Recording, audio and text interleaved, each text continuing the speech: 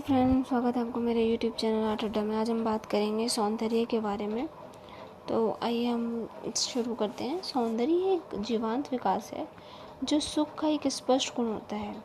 सौंदर्य को अभिव्यक्त करने का कार्य युग युगांतर से चला आ रहा है। सुष्ठु उन्नति अद्र करोति चित्तमिति सुंदर, अर्थात जो चित्त को आर्द्र बना दे वह सुंदर है।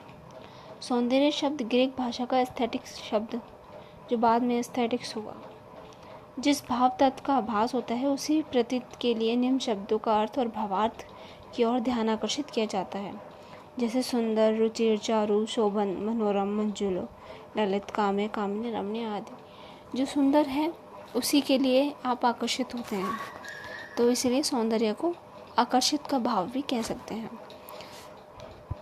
आगे चलते हैं। सौंदर्य की व्याख्या करते हुए कुछ विद्वानों ने अब कहा है, परमात्मा सौंदर्य है, वह सौंदर्य का स्रोत है।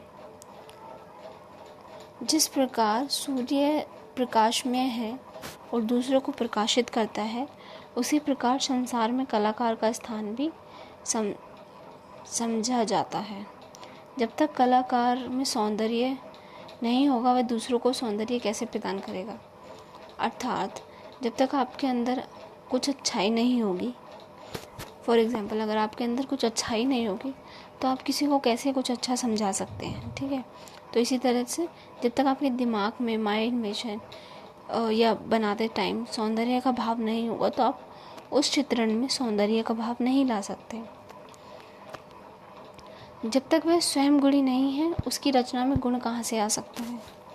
सही बात है। अगर फॉर एग्ज़ाम्पल अगर कोई गुणी व्यक्ति है तो वह एक छोटे से कमरे में रहकर खुद को ऊंचा बना सकता है। धीरे धीरे संयम रखकर अपने अच्छाइयों से, अपने कार्य से खुद को ऊंचा उठा सकता है। लेकिन जो बुरा व्यक्ति है वह महलों में रहकर भी कुछ अच्छा नहीं कर सकता, ठीक है। तो इस तरह से कहते हैं। सौंदर्य सुंदर वस्तु में ही नहीं होता, वह कलाकार में मानस के निहित होता है। तो यही जो मैंने अभी समझाया वही, जिसे अमृता शेरगिल ने अपनी संवेदनीय दृष्टि से स्नेह से भारतीय गरीबी में सौंदर्य के उन भावों को स्पर्श किया है जिन्हें उन्हें अनेक कलाकार स्पर्श नहीं करना चाहते। अमृता शेरगिल ने भारत की आत्मा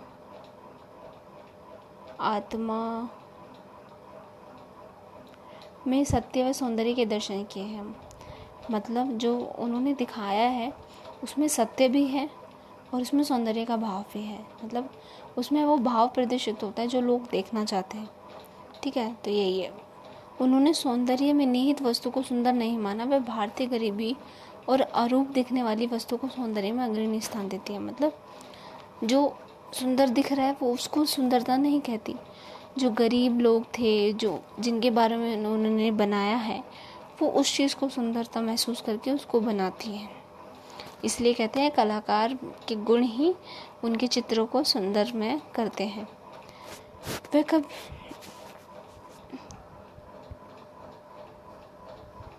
तो इसलिए सौंदर्य जब आप महसूस करते हैं, फील करते हैं, तब आप सौंदर्य के तत्वों को अपनी चित्रकला में स्थापित कर सकते हैं, जो सामने वाला देखकर भी उसमें अच्छा महसूस कर सके, ठीक है।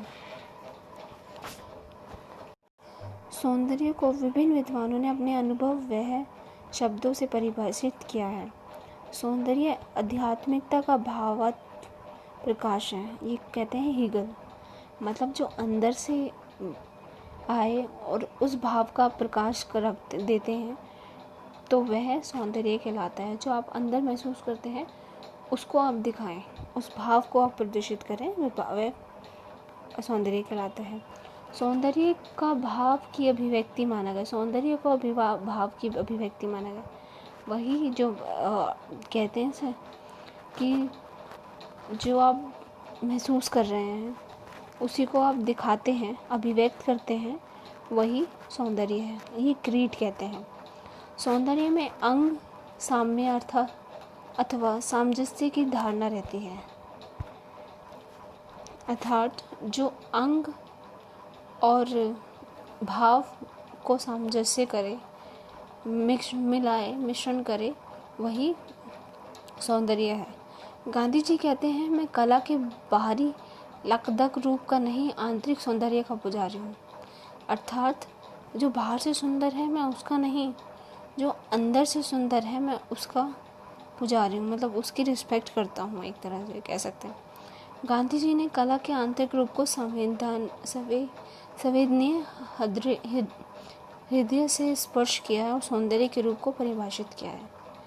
कांट मानते हैं कि वही वस्तु सुंदर कही जाती है जो बिना किसी प्रयोजन से प्रसन्नता प्रदान करे।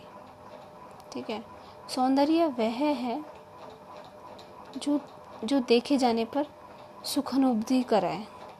संत थॉमस कहते हैं कि सौंदर्य वह है जो हम देखें और हमें अच्छा फील हो, ठीक है, सुख सा लगे कि हाँ बहुत अच्छा बनाया है। तो इस तरह से संत थॉमस कहते हैं।